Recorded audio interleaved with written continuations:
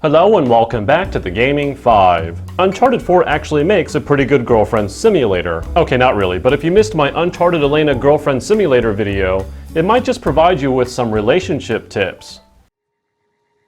Uncharted 4: A Thief's End is the swan song to the series that easily became a flagship IP for the PlayStation 3 and Sony's gaming division itself. With the insane budget obviously afforded to this game, and my personal favorite in the series being Uncharted 2, does this current gen and final outing for Nathan Drake stack up on the PlayStation 4? Just how far we've come. Uncharted 4 has continued the move in the direction of being a cinematic movie game experience. This is the same direction that Uncharted 3 took, a step away from the more balanced exploration nature of Uncharted 2. This immediately means good news and bad news. The good news is that all of it works, and the shootouts have returned to the more snappy feel of the very first Uncharted entry, feeling fairly light and enemies reacting appropriately. Additionally, the platforming is further sped up over its predecessors to expedite the process, much like Rise of the Tomb Raider, also taking literal concepts from said game like using a climbing pick nearly identical to Lara's climbing axe. And I mention this because this segues into the bad news. The gameplay portion is simply uninspired. I mean, it still uses the literally borrowed concept of two-person section transitions a la Gears of War. Even its occasional puzzles don't quite break any new ground. This is a reminder that Uncharted was Sony's answer to Gears of War while combining it with Tomb Raider. This was the Tomb of War, something anyone who's played either of those franchises prior to Uncharted would entirely understand. And that's why, at the end of the day, the gameplay does work. It's a design that's been iteratively done until it's come out very well polished. Closing out on the topic of interactive cinematic sequences, some set pieces really do end up being quite the ride, and I can't deny there were definitely some intense moments of movie game interactivity that were well designed.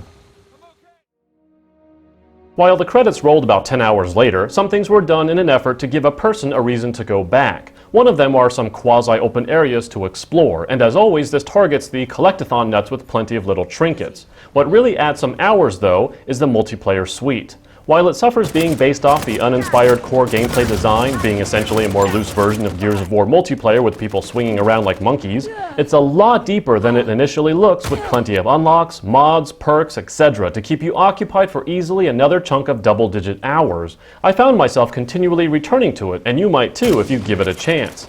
You also might notice it runs in 900p 60, giving it a more fluid and engaging feel than the campaign despite being graphically scaled back. Of course, now that we're talking graphics, as a person with a PC gaming rig, I am impressed. That says nothing but praise for what has been accomplished graphically. It has occasional frame rate dips, but none that affect the core experience and are completely forgivable given the scope of what a feast this is upon the eyes. Without going into detail, let's just say anyone with eyes will be impressed. But this section is presentation, and here's where this game goes above and beyond the Call of Duty. Not only is facial animation top-notch, but the dialogue is both well-written and well-acted. Even the most silly of story moments later came to fruition, and the surprising delivery of character drama and feelings is so well done that it sets itself up there among the big-budget movies on the silver screen. It's this movie side of this movie game hybrid that is given all the tender loving care it deserves to ensure these are characters that feel as organic and real as possible. I actually began to understand these digital people, and that says a lot about this accomplishment without real actors and actresses. And yet, it doesn't stop there. The treasure you're chasing also has its own story, one that I don't want to spoil, but one that is also equally as interesting and well delivered as the story of your very own characters. It's between the gorgeous graphics, the excellent voice acting and animation, the dual parallel story, and the action-packed set pieces that this game truly sets a benchmark for the presentational value offered by a movie game. Some people only care about certain aspects. Some only care about gameplay, some only care about content, aka value per dollar, and some only care about graphics. But this is a review, and I have to take all three of those things into account. When I do, the reality is quite simple. The uninspired gameplay design is pretty much this game's only flaw. Even then, it's not broken or inoperable, but rather well polished. If you're not into the movie game genre hybrid concept or only care about gameplay, then this game is immediately not for you, and I'd understand you walking away from this. But anyone who can appreciate a well-directed movie will find that Uncharted 4 offers pretty much the pinnacle of interactive mental entertainment. I give Uncharted 4: A Thief's End a 9 out of 10.